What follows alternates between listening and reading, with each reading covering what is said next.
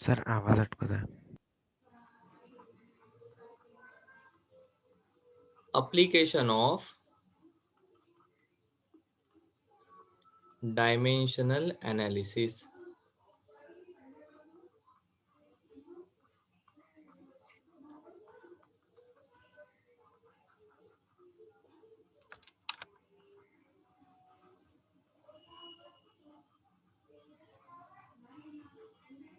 सो पहला एप्लीकेशन क्या है ये?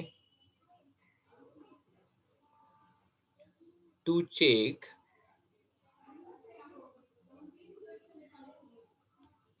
The dimensional correctness. अरे अरे अरे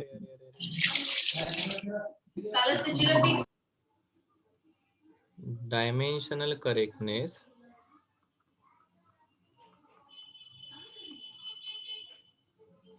of a given physical relation.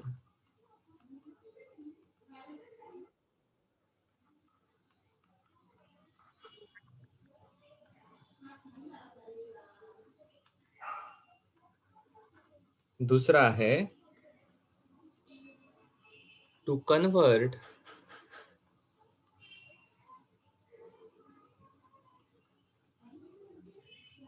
given physical quantity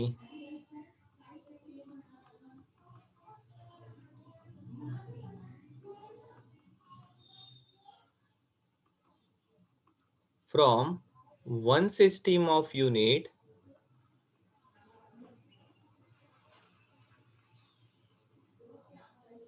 to another system of unit.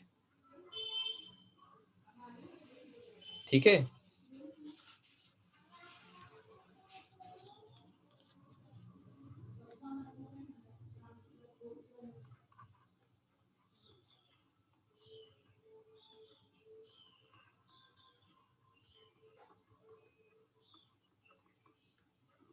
तीसरा है, और इसके ऊपर काफी क्वेश्चन आते हैं, डिड्यूसिंग रिलेशनशिप अमंग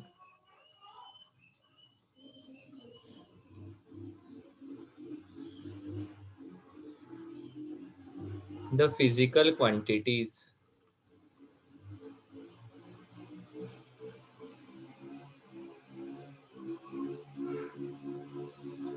एंड चौथा है to find the dimensions of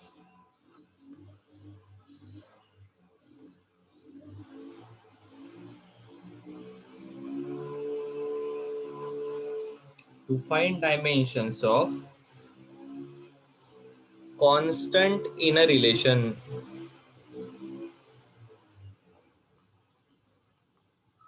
एखादे रिलेशन में जो कांस्टेंट रहता है उसके डायमेंशंस हम फाइंड आउट कर सकते हैं. ठीक है. सो ये डायमेंशनल एनालिसिस के एप्लीकेशन है.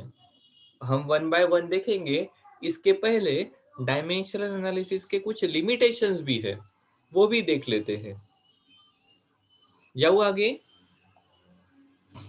No Yes. सर.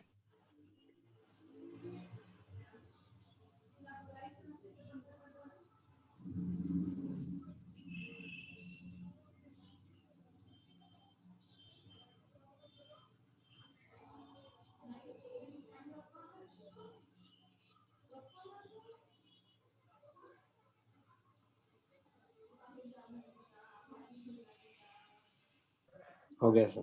हो गया. ठीक. देखो लिमिटेशंस क्या है. होने का है. ओके, मैं जाऊंगा वापस उसके ऊपर. Limitations of dimensional analysis.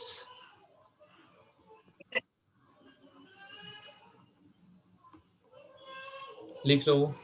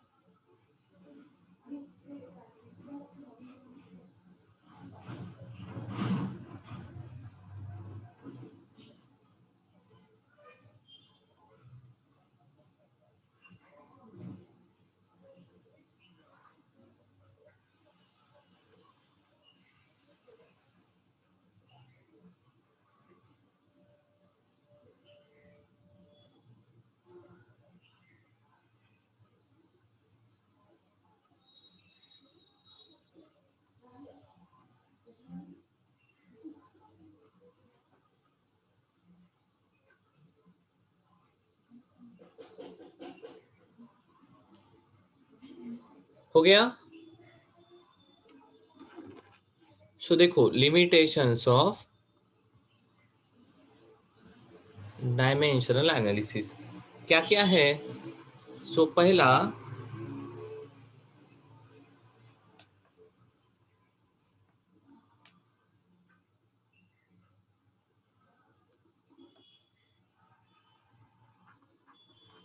it is not useful in deducing relations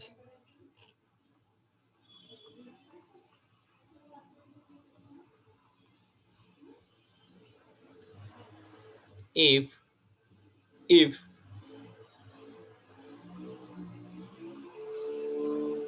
dimensional sorry if proportionality constant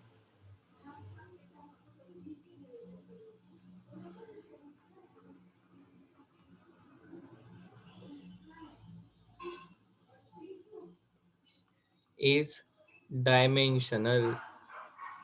proportionality constant ये डायमेंशनल है तो हम डायमेंशनल एनालिसिस की मदद नहीं कर सकते हैं।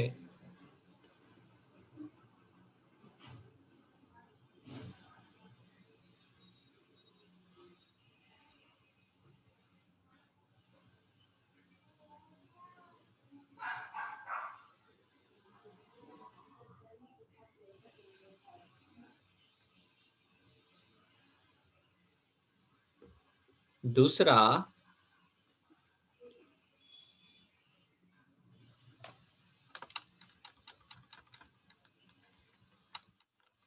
Constant of proportionality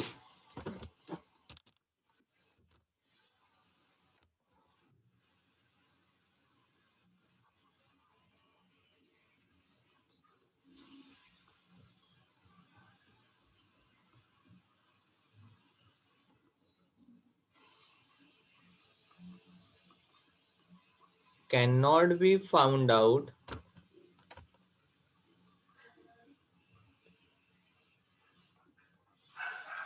using dimensional analysis.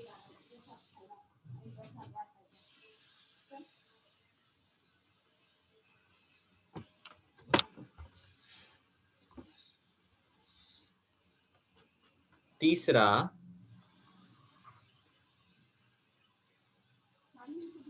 if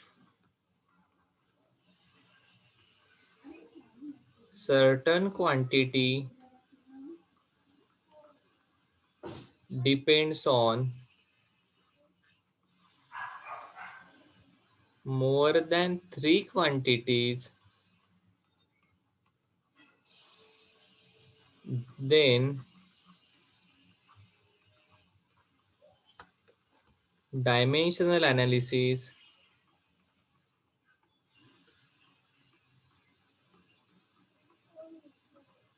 is not useful। तो डायमेंशनल एनालिसिस यूजफुल नहीं है। क्या सही है क्या? ये तो अभी देखेंगे सर।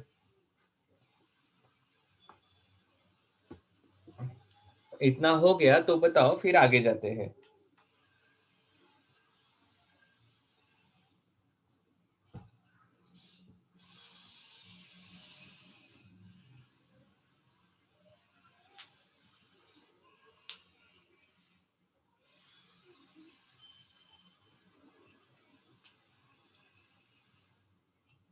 सो देखो पहला एप्लीकेशन क्या देखा है, to check the to check the dimensional correctness of a given physical relation. So देखो इसका मतलब क्या है, मैं आपको एक रिलेशन बताता हूँ।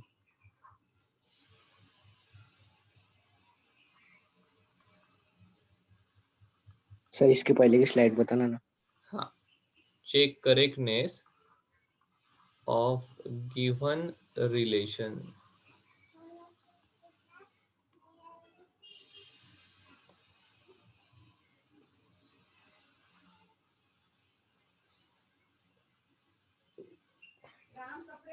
Okay sir. ठीक है, so देखो we have a relation.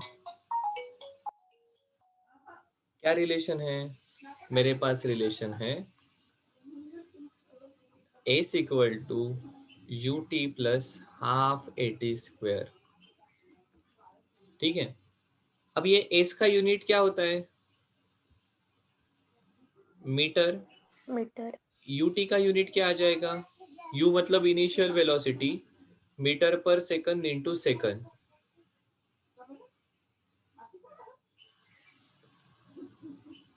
Half A T square, a इसका हाफ का यूनिट नहीं है, इट इज डायमेंशन लेस।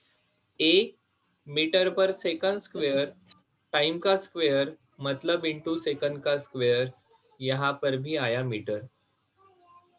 अब आपको रियलाइज होगा principle of homogeneity.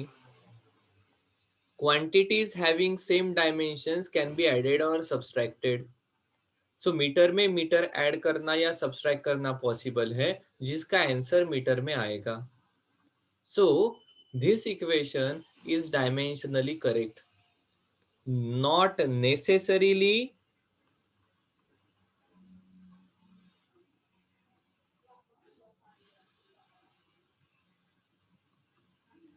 Magnitude wise ये करेक्ट रहेगा या नहीं हमें नहीं पता। सर ऐसा आप क्यों कह रहे हो? क्योंकि ये रिलेशन आप ऐसे भी लिखते,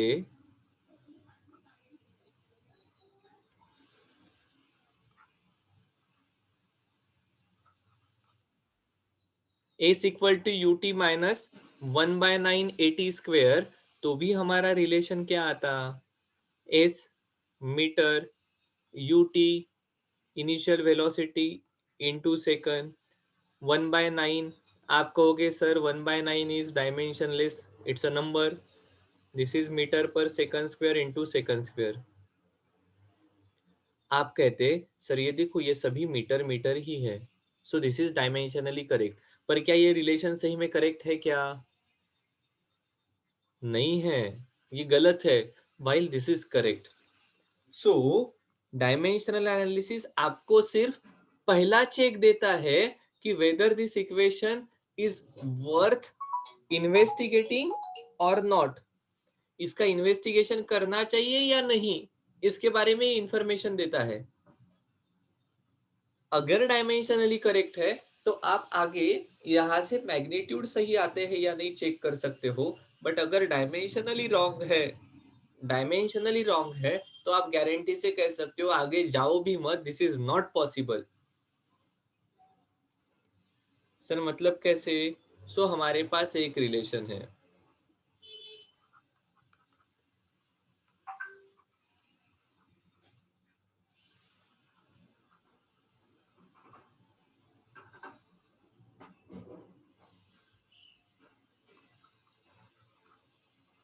क्या ये डायमेंशनली करेक्ट है क्या? सो देख लेते हैं। वी स्क्वायर मतलब मीटर पर सेकंड का square, metre square second square, U square metre square second square, to dimensionless, U metre पर सेकंड, दिस इज डिस्प्लेसमेंट मतलब metre, A square metre square upon second to the power 4, acceleration का unit है metre पर second square, उसका square into time second. So देखो ये metre square upon second square है, ये हो जाएगा मीटर स्क्वायर अपॉन सेकंड, और ये हो जाएगा मीटर स्क्वायर अपॉन सेकंड का क्यूब। क्या ये डायमेंशनली सभी क्वांटिटी सेम है क्या? No sir. सो ये 100% गलत है, आगे जाने की जरूरत नहीं है। क्या सही है? Yes sir. या फिर आपको ये कहां पर मदद कर सकता है? जैसे एक रिलेशन है हमारे पास,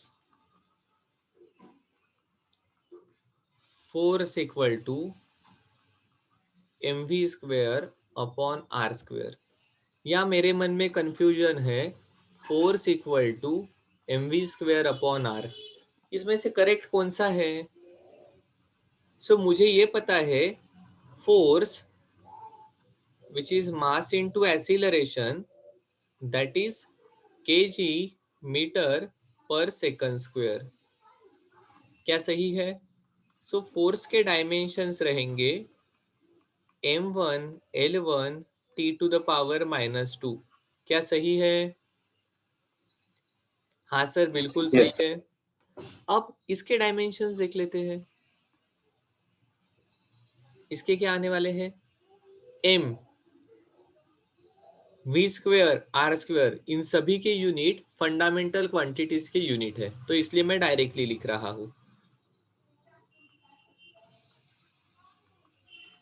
m is kg, v square is metre square upon second square upon metre square. So देखो, ये मीटर स्क्वायर ने ऊपर वाले मीटर स्क्वायर को खाया, ये आ रहा है kg पर सेकंड स्क्वायर। ये डायमेंशंस आ रहे हैं m1 l0 t to the power -2। जरा इसको देख लेते हैं।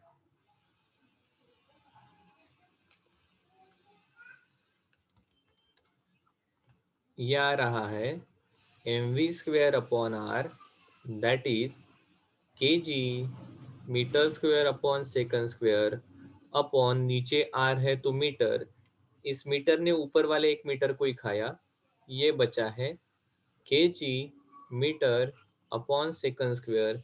ये डायमेंशंस आएंगे m1 l1 t to the power -2। Force के साथ कौन मैच हो रहा है?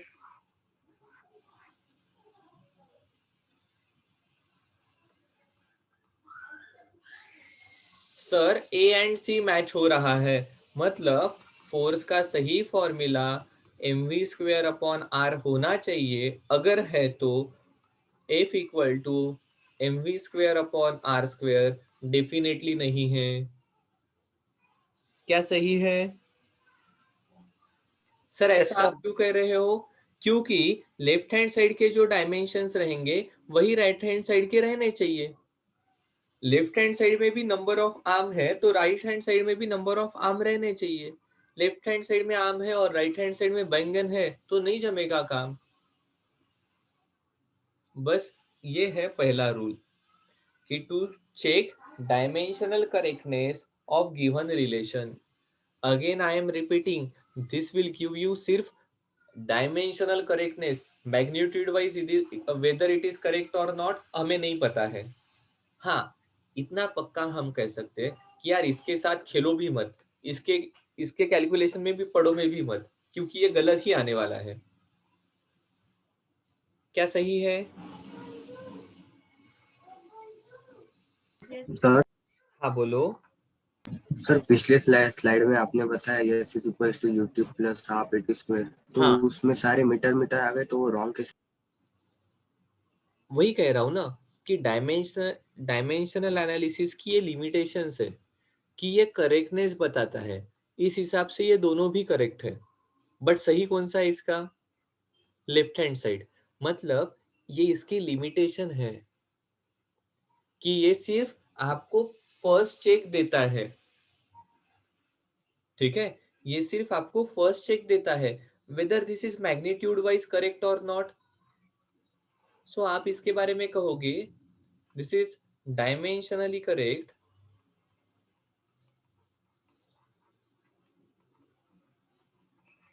बट अगर हम इसका फर्दर एनालिसिस करते हैं और वैल्यूज पुट करके देखते हैं तो magnitude wise it is wrong.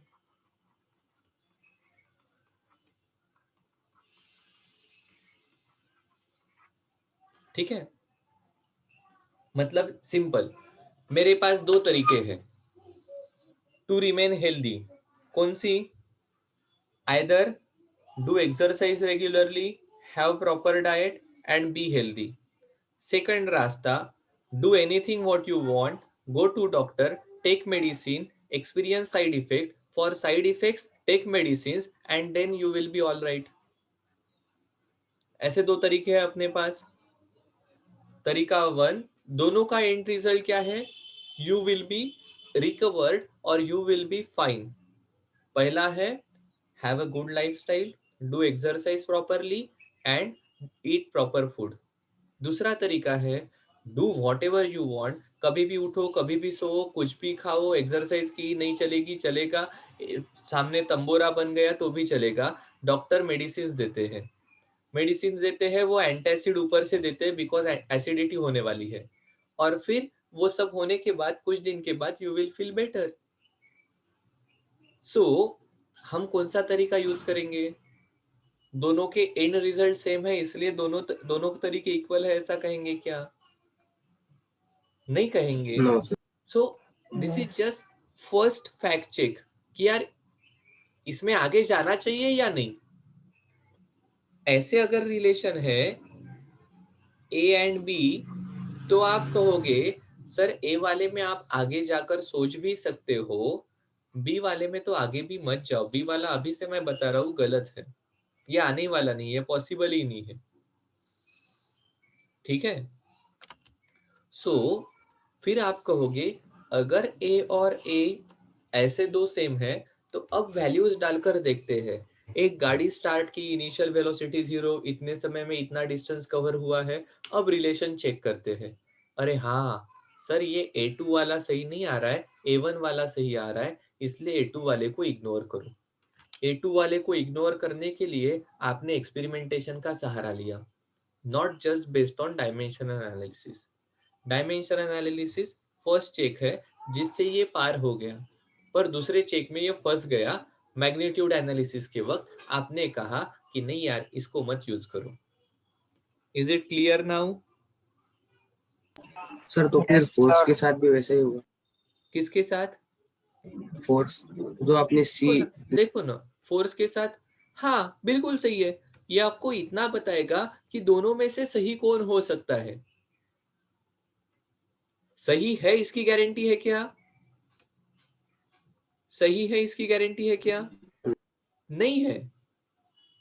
वो सिर्फ बता रहा है कि सही कौन सा हो सकता है, या डायमेंशनल एनालिसिस ये बताता है कौन सा इक्वेशन गलत है। वो सही कौन सा है ये भी नहीं बताता, वो सिर्फ कहता है कि ये गलत है। मुझे नहीं पता मुझे क्या करना है, पर मुझे डॉक्टर नहीं बनना है ये मेरे को पता है। वैसा ये है, मुझे नहीं पता ये इसमें से सही कौन सा है, मुझे पता है कि ये गलत है। ठीक है। तो देखो ये ना अपना बचपना होता है कि जो हमें लगता है कि एक ही झटके में सभी चीजें फुल एंड फाइनल मिल जाती है। साइंस में, रिसर्च में ऐसा कभी नहीं होता है। You go step by step. So जैसे मैं आपको बार बार कहता हूँ कि डोंट कंसीडर कि पहले दिन में आपको 100% समझ जाएगा। After the class you may be in a state of 50% understanding. Perfectly fine, कोई प्रॉब्लम नहीं है इसमें। उसको 50 से 100 करने के तरीके हैं, वो फॉलो करो तब जाकर 100% होगा। एक झटके में मुझे सब कुछ आ गया ऐसा सिर्फ दो लोगों को लग सकता है, someone who are exceptional next to the god, second जिसको कुछ भी नहीं आता। हम जैसे नॉर्मल लोगों को ऐसा नहीं हो सकता है। क्या दूसरे एप्लीकेशन की तरफ जाए? Yes sir. ओके बहुत बढ़िया। सो दूसरा एप्लीकेशन है to convert physical quantity from one system of unit to another।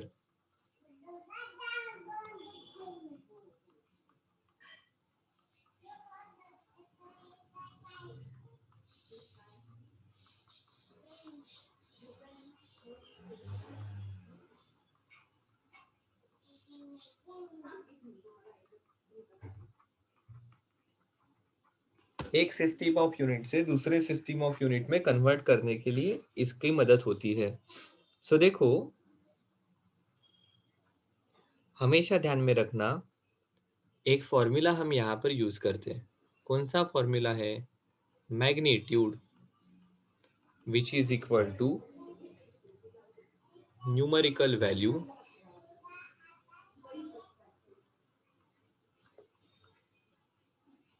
which is n into unit which is u। ये हमेशा कांस्टेंट रहेगा। सिस्टम ऑफ यूनिट कोई भी रहे, जैसे फॉर एग्जांपल योर हाइट, उसका जो कोई भी मैग्नीट्यूड है it will be always constant. और ये क्या रहता है? सो ये numerical value into system of unit इस प्रकार से रहेगा। सर नहीं समझा, बिल्कुल समझते हैं। सो देखो, इसका मतलब ऐसा है N1 into U1 equal to N2 into U2। ठीक है, अब देखो हम एक सिंपल केस लेते हैं।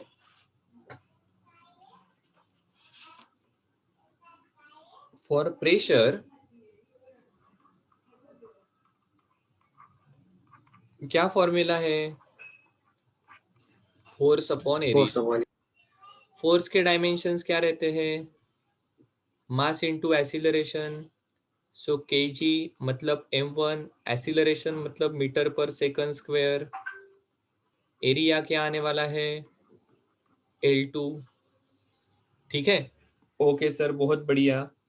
अब देखो ये टोटल क्या हो जाएगा? m1 L to the power -1 T to the power -2। सही है, ये 2 ऊपर चले जाएंगे तो -2 हो जाएंगे, -2 + 1। ओके, बहुत बढ़िया। अब देखो इसके कन्वर्जन का कैसे यूज करना होता है। सो मैं कहूंगा 1 पास्कल। पास्कल किसका यूनिट है सर? ऐसा यूनिट है। सीजीएस यूनिट देखते हैं। 1 सीजीएस यूनिट ऑफ प्रेशर। ठीक है, अब ये सेम आने चाहिए, तो इसके लिए देखेंगे एसआई सिस्टम में मास किस में मेजर करते हैं? 1 kg। लेन किस में मेजर होती है? मीटर। टाइम मेजर होता है सेकंड में। ठीक है, सीजीएस में मास किस में मेजर होता है? ग्राम। लेंथ मेजर होती है सेंटीमीटर। टाइम अगेन मेजर होगा सेकंड में। और इनके डायमेंशंस क्या है? -2, -1, +1। अब देखो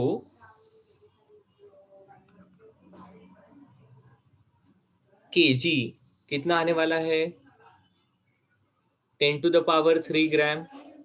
1 kg is 10 to the power 3 ग्राम।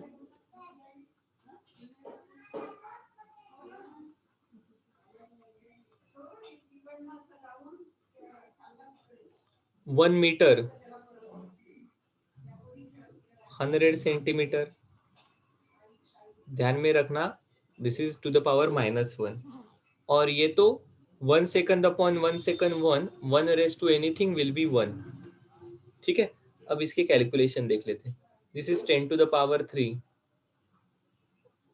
ठीक है, ग्राम ग्राम चले गए हैं, इनटू 10 टू द पावर 2 रहेंगे।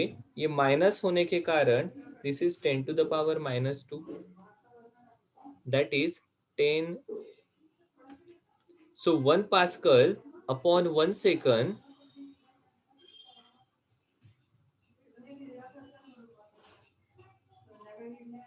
1 Pascal upon 1 second, ये कितना आने वाला है? 10। इसका मतलब ऐसा हुआ, जस्ट एक मिनट,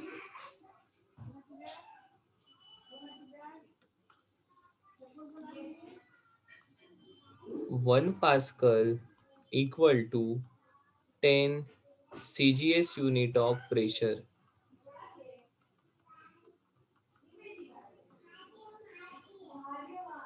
ठीक है, 10 CGS यूनिट ऑफ प्रेशर। अब देखो ये हम भले ही डायमेंशन एनालिसिस से कर सकते हैं, but you know it is very easier if you are doing it with your अभी तक की मेथड, कि सिंपली SI CGS पुट करो और सॉल्व करो। ठीक है, बट हाँ, जहां पर आपको बिल्कुल एखादी प्रॉपर्टी पता ही नहीं है, electric flux, magnetic field, Tesla, Gauss, तो ऐसे वक्त ये आपको मदद करने वाले हैं। ठीक है, सर ये एक बार वापस बताओ ना। देखो ना क्या किया हमने। हमने प्रेशर का फॉर्मूला लिखा, फोर्स अपॉन एरिया। फोर्स के डायमेंशन लिखे, एरिया के डायमेंशन लिखे, हमारे प्रेशर के डायमेंशन आ गए। तो सीजीएस में भी प्रेशर के डायमेंशन यही रहेंगे, एसआई में भी प्रेशर के डायमेंशन यही रहने वाले हैं। ठीक है, हाँ। सो अब देखो, ऊपर 1 पास्कल अपॉन 1 सीजीएस, इसका रेशो क्या रहेगा?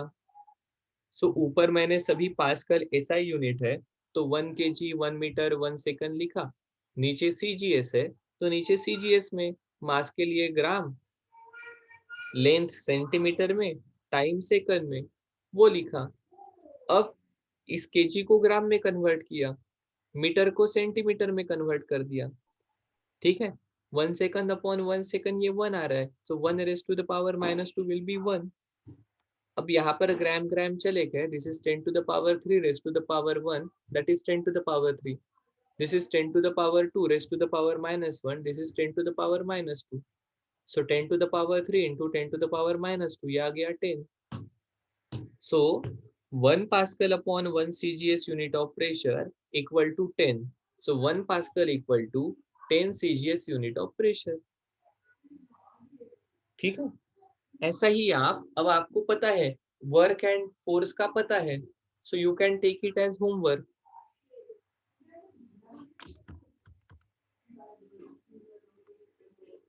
Calculate relation between SI and CGS unit of work, दूसरा फोर्स। कैलकुलेट करके देखो, कर पाओगे? Yes. ओके, बहुत बढ़िया। अब तीसरा जो सर एप्लीकेशन है, हाँ बोलो। क्वेश्चन रिपीट करो ना एक बार। ये यहाँ पर लिखा है,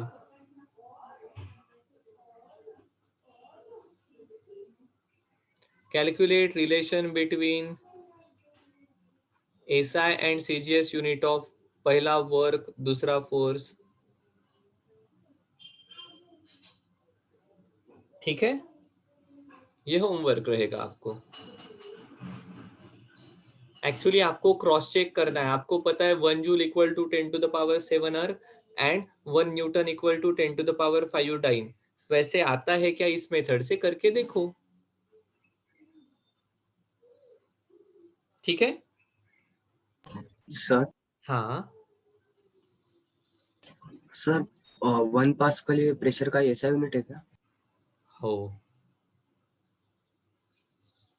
ठीक है, 1 पास्कल ये प्रेशर का एसआई यूनिट है। चलो जाए आगे। न्यूटन पर मीटर स्क्वायर, इसको प्यार से पास्कल कहते हैं। न्यूटन पर मीटर स्क्वायर इज ऐसा यूनिट ऑफ प्रेशर, इसलिए पास्कल इज ऐसा यूनिट ऑफ प्रेशर। ठीक है, चलो आगे जाते हैं। इंपॉर्टेंट जो एप्लीकेशन है इसका, वो अपना तीसरा वाला है। क्या एप्लीकेशन है? तीसरा एप्लीकेशन कहता है डिड्यूसिंग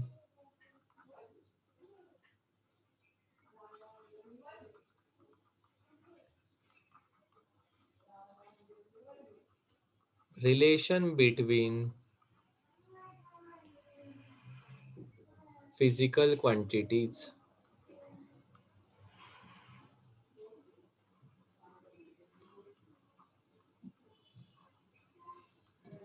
So देखो,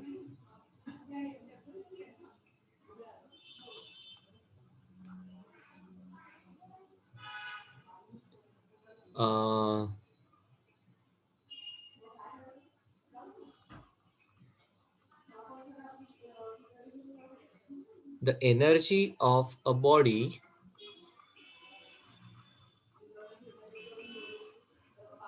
depends on its mass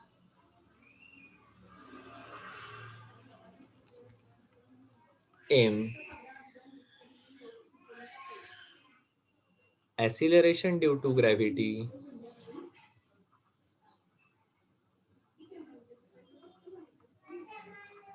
and height h to which it is raised. ठीक है, find the relation between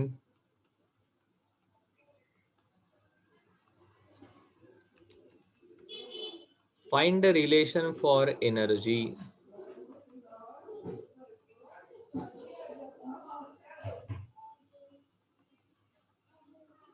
energy के लिए रिलेशन ढूंढ लो, ठीक है। अब देखो हमें क्या कहा है, हमें कहा है कि ये जो एनर्जी है ना, this energy depends on mass, acceleration due to gravity and H. But किस प्रकार का रिलेशन है ये नहीं दिया है, ठीक है। सो हम क्या कहते हैं कि चलो एक काम करते हैं, this depends on m to the power a, g to the power b and h to the power c। और अब हम आगे जाकर कहते हैं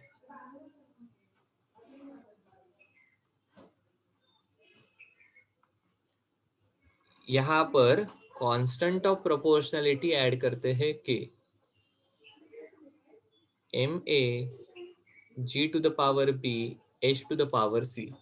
अब देखो अगर इनके बीच में इक्वल टू का साइन है तो इसका मतलब लेफ्ट हैंड साइड के dimensions and right hand side के डायमेंशंस सेम होने चाहिए।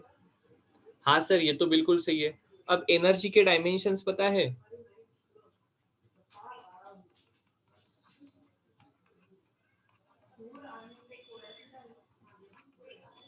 kg metre square second square, ये डायमेंशंस आएंगे m1 l to the power 2 t to the power -2। k constant of proportionality है, इसके डायमेंशंस अब नहीं पुट करते, ठीक है, क्योंकि ये कांस्टेंट है विच इज डायमेंशन लेस, ऐसा हमारा कहना है यहाँ पर। ये m है mass m to the power 1 l to the power 0 t to the power 0 to the power a। g acceleration है यूनिट मीटर पर second square, m0 l1 t to the power -2b।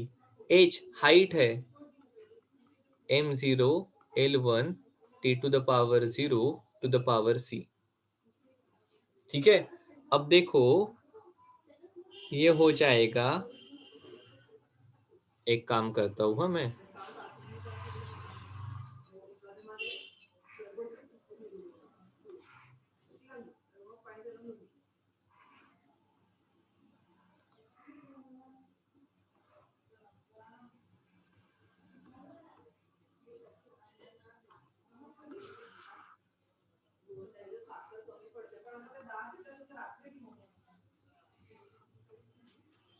m to the power a l0 t0 रहेगा,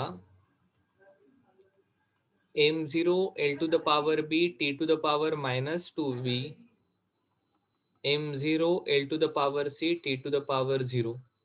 और इन सब को add करते हैं तो a00 m to the power a l to the power 0 b plus c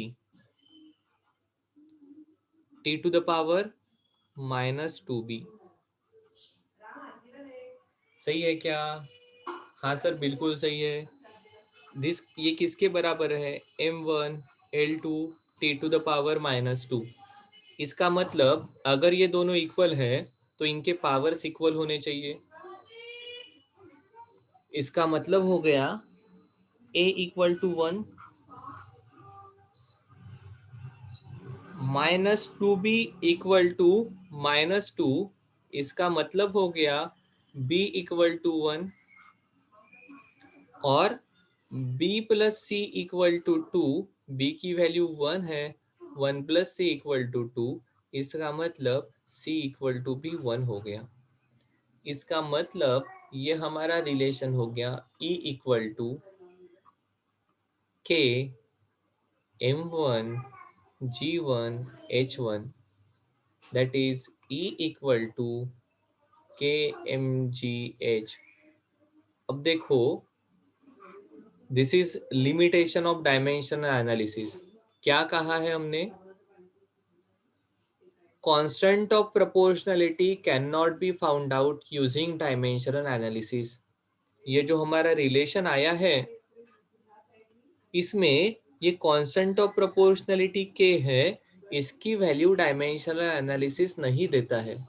फिर हम बहुत सारे एक्सपेरिमेंट करने के बाद कहते हैं कि एक्चुअली ये relation E equal to mgh है और ये एनर्जी इज नथिंग बट, कौन है ये, कौन सी एनर्जी है, पोटेंशियल एनर्जी है। अब देखो ये हमें पहले से पता था, but there are certain quantity जो आपको पता नहीं रहेगी, ठीक है, जो रिलेशन आपको पता नहीं रहेगा, ऐसे रिलेशन आप यहां से फिगर आउट कर सकते हो। क्या सही है? देखो कैसे शुरुआत की, एक बार मैं बताता हूँ। हमें कहा था the energy of a body depends on its mass m, acceleration due to gravity g, and height h to which it is raised. Find the relation for expression of energy, या find the expression for energy.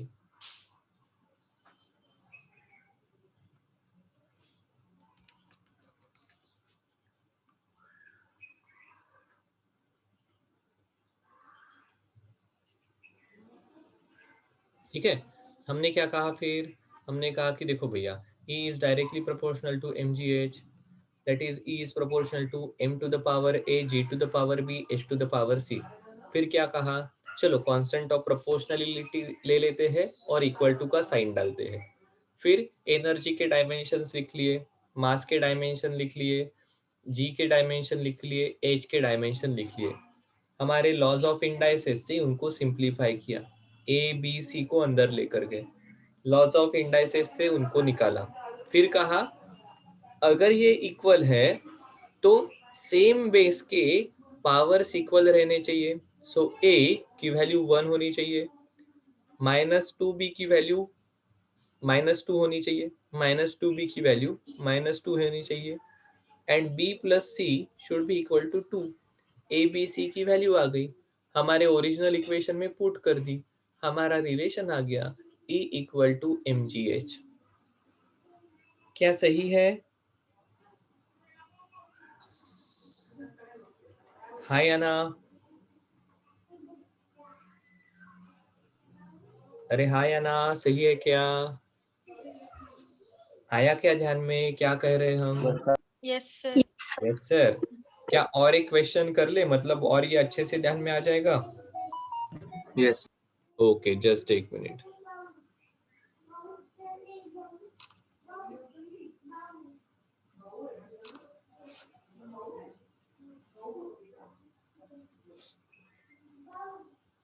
देखो एक question करते हैं, अब ये जबरदस्त question है, इसके बारे में हमें कुछ भी नहीं पता।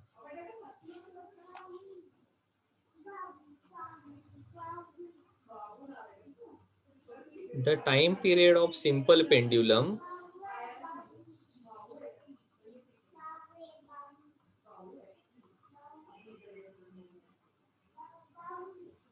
depends upon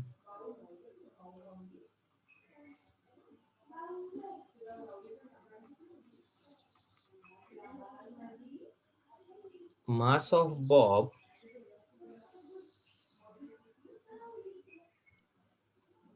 m, length of string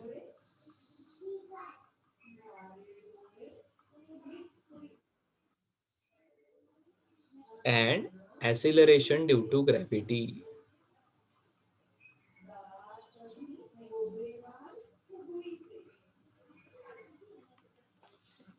ji, find a relation for time period. ठीक है,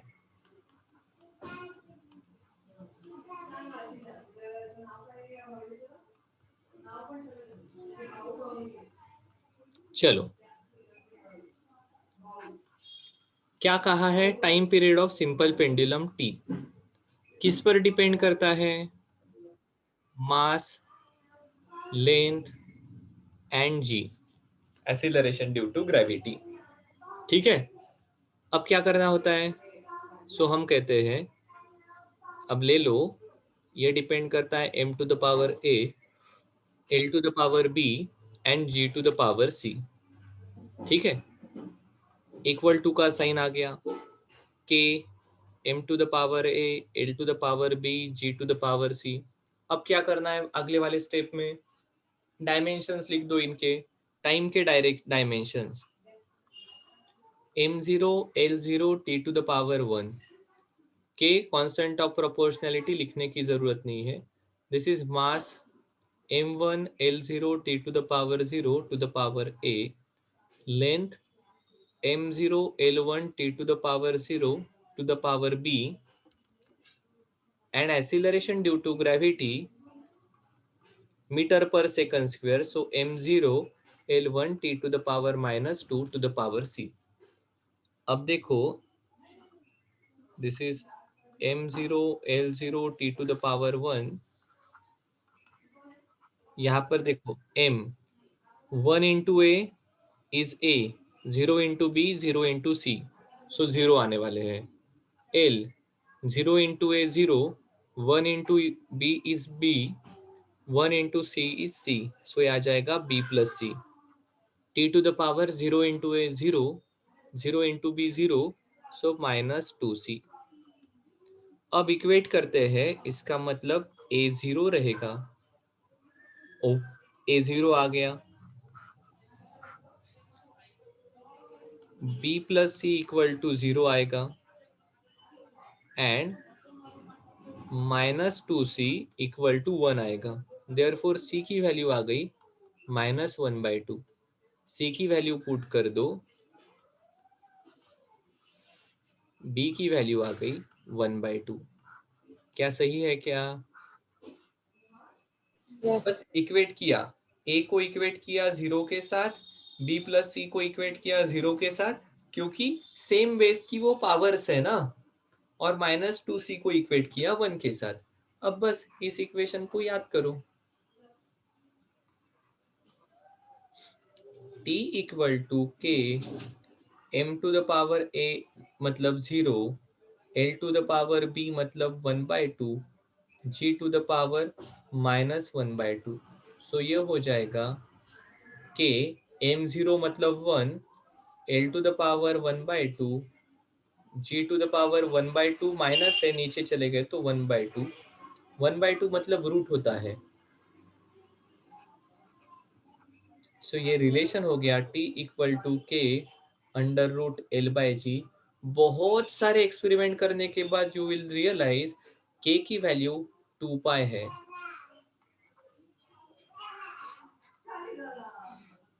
आप जब ऑसिलेशन या ग्रेविटेशन पढ़ोगे तब हम ये relation time period of simple pendulum ये निकालने वाले हैं।